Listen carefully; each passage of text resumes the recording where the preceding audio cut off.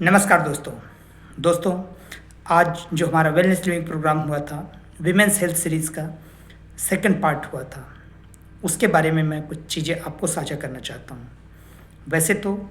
ये जो प्रोग्राम हुआ था उसको आप भी अटेंड कर सकते थे और आप भी समझ सकते थे। और एक बात और बताना चाहूँगा मैं कि अगर विमेंस हेल्थ का प्रोग्राम था तो इसका मतलब ये नहीं था कि ये किसी मेल के लिए नहीं था, क्योंकि आपके आपके आसपास के विमेंस को, आपकी माता, आपकी बहनें, आपकी वाइफ, आपकी दादी, आपकी नानी,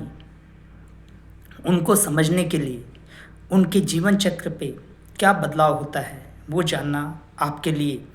काफ़ी हेल्पफुल हो सकता है। जब आप उनसे डील करते हैं, उनसे बात करते हैं, जब उनको अलग अलग प्रकार की समस्याएं आती है तो उनको आप बेटर डील कर सकते हैं अगर आप जानते हैं कि उनकी जीवन चक्र पे क्या चलता होता है। तो आज हमने कुछ नए लर्निंग में ये सीखा कि जैसे मेल के लिए every day is the same except Monday Tuesday Wednesday, जैसे सैटरडे संडे, ऐसी चीज़ों के अलावा। बट वीमेंस के लाइफ में जो एवरी डे होता है वो डिफरेंट होता है। वाई? बिकॉज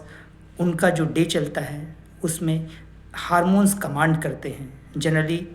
मेल्स की बॉडी के हार्मोन स्टैटिक होते हैं, बट फीमेल्स हार्मोन्स स्टैटिक नहीं होते हैं और वो गॉड गिफ्ट है। बट वो गॉड गिफ्ट ही कई बार हम अगर समझ नहीं पाते हैं तो हम उनके बिहेवियर्स को नहीं समझ पाते हैं। और बहुत सारी बातें आज हमें जो जानने को मिला उसके लिए मैं डॉक्टर अमोल सर, जो कि हमारे वेलनेस एक्सपर्ट हैं, जिन्होंने आज का ये सेशन लिया था, उनको मैं थैंक यू बोलता हूँ कि उन्होंने इतनी बारीकी से समझाया कि हार्मोनल डिसबैलेंस किस तरीके से किसी ग्रोइंग वीमेन को, जो प्यूबर्टी के बाद जिनके पीरियड शुरू होते हैं और उसके बाद में जब उनकी शादी होती है तो किस तरीके से उनका जो साइकिल है और किस तरीके से उनके जो बिहेवियर्स हैं अपने सास बहू के साथ में, हस्बैंड वाइफ के साथ में, या फिर अन्य लोगों के साथ में, क्यों कई बार ऐसा होता है, वैरिड हो जाता है, और कई बार किस तरीके से और किस कारणवश ऐसा होता है, वो समझाने के लिए। दूसरी बात, उन्होंने ये बारीकी से समझाया कि ऐसे क्या रीज़न्स है जिसकी वजह से किसी फीमेल को इंसुलिन रेसिस्टेंसी हो सकती है, किसी को फाइब्राइड आती है, और किसी को ब्रेस्ट के कैंसर आते हैं, किसी को सर्वाइकल के कैंसर आते हैं। ये चीज़ों को उन्होंने बहुत बारीकी से समझाया और उनके सीधा संबंध जो हार्मोन से होता है उनका, उसको बहुत बखूबी समझाया है। किस तरीके से एस्ट्रोजन, प्रोजेस्टेरोन फीमेल की बॉडी को रूल करते हैं, ये सारी चीज़ें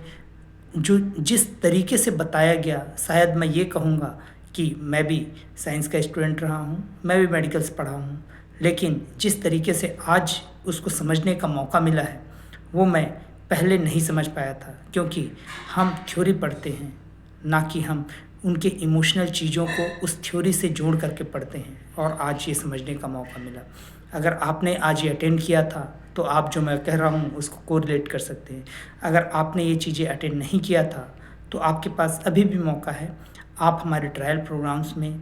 पार्ट बन करके या फिर हमसे कनेक्ट हो करके